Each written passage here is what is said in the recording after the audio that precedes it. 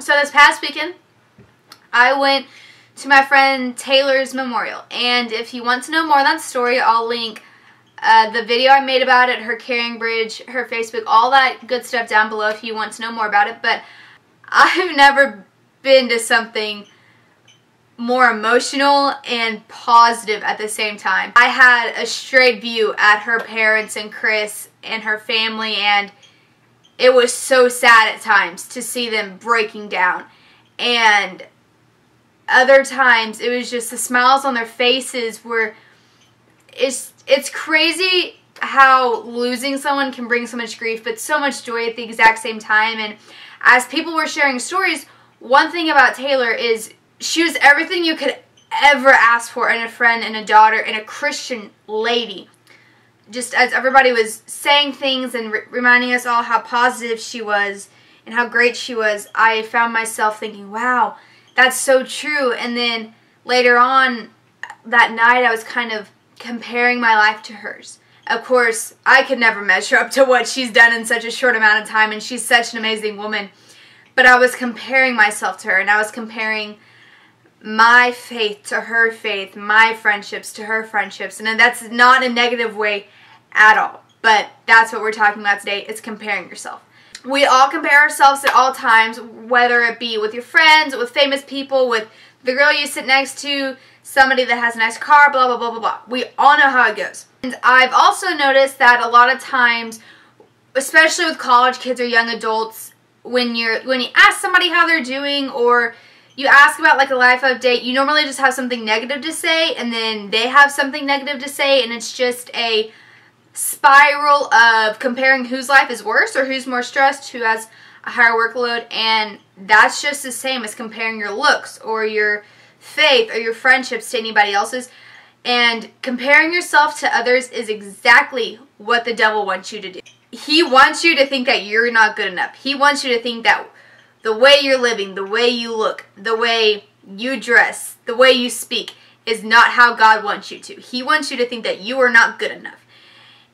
And to think of it that way is kind of scary, and it makes you not want to do it anymore, but it's such a natural instinct that us humans have. Realize that you have all those qualities for a certain reason. And the reason you don't have somebody else's qualities are because you wouldn't be you with somebody else's qualities. There will always be somebody that's better off than you and somebody that's worse off than you. Sometimes when, especially with girls, bathing suit season, I have a lot of friends that are like, no, I'm not ready to go lay out at the river. And they're very self-conscious. They don't like their body. And sometimes what I have to tell my friends, or especially when it comes to working out and body image and things like that, you're going to look better than somebody, but somebody's going to look better than you, and that's how it will always be.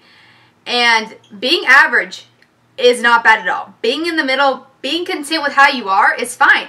You don't always have to better yourself. You don't always have to be building yourself up from something.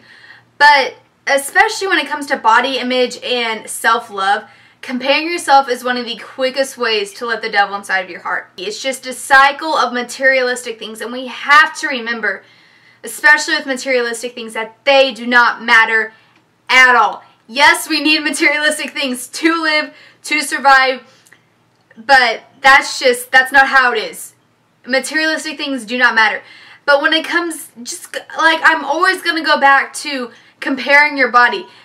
Your body it's perfect, and it sucks because I'm constantly comparing myself, especially right now because I'm getting a lot more knowledge with fitness. And it's very, very hard when I see other people's transformation photos to not compare myself and to question what I'm doing wrong. And the devil wants you to feel like you are not enough. He wants you to feel like your progress in any aspect of your life is not enough. My Jesus Calling, sometimes I do forget to read it, but when I do remember, it's normally that day just pops out to me, and it pops out to what I'm feeling. So I'm going to read a few pinpoints from it to you guys. Stop judging and evaluating yourself, for this is not your role. Stop comparing yourself with other people. Comparing is not only worrying, it is also meaningless. Don't look for affirmation in the wrong places. Your own evaluations are those of other people. When I discipline you, it is never in anger or disgust. It is to prepare you for the face-to-face fellowship with me throughout all eternity. Last thing I have to say about comparing yourself, when we go to heaven and when Judgment Day comes and all that good stuff, and when you meet God, the only person you have to account for is yourself.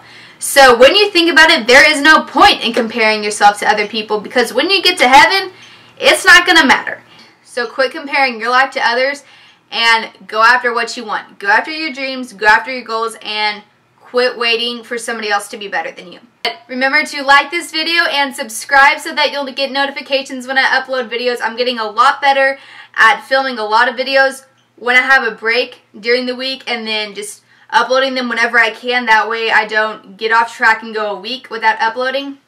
So yeah, I hope you guys enjoyed this, and I'll see you in the next video. Bye!